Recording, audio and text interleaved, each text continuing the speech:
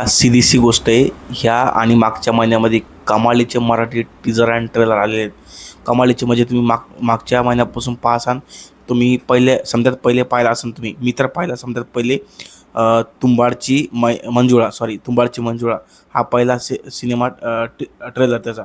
मी second teaser पाहिला हुंबाळे मूव्हीकडून आलेला.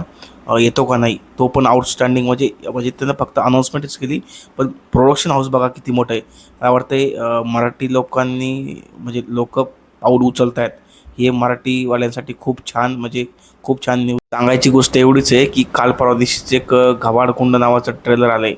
कमालीची यार म्हणजे मराठीवाली एकदम बऱ्याच दिवसानं मला वाटते एक एक सिनेमा होता मागच्या वर्षीचा.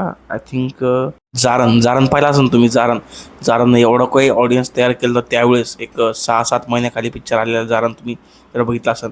तो पण हॉरर टाईप पिक्चर होता. तुम्ही जर बघसाल त्या पिक्चरमध्ये एवढं काही ऑडियन्स तयार केलं तर त्या पिक्चरनं तुम्ही विचारसुद्धा नाही करू शकणार. जर तुम्ही पाहिला असेल तर जारण पण आधी बघून घ्या तुम्ही पिक्चर.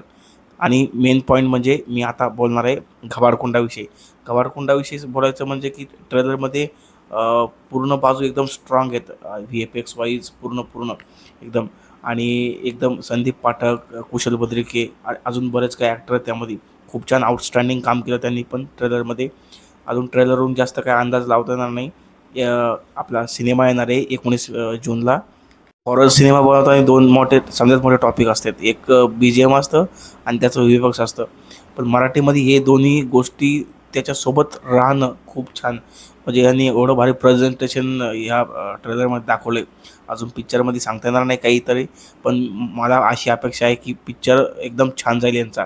कारण ट्रेलरमध्ये एवढं VFX BGM एवढं स्ट्रॉंग आहे आणि स्टारकास्ट बी एवढी स्ट्रॉंग आहे. त्यांनी म्हणजे कशातच कसर सोडेल नाही आहे. पिक्चर पाहायला जाणार आहे आणि ज्यांना ज्यांना आवडत असेल हॉरर जॉनर त्यांनी हा पिक्चर नक्की पाहावा.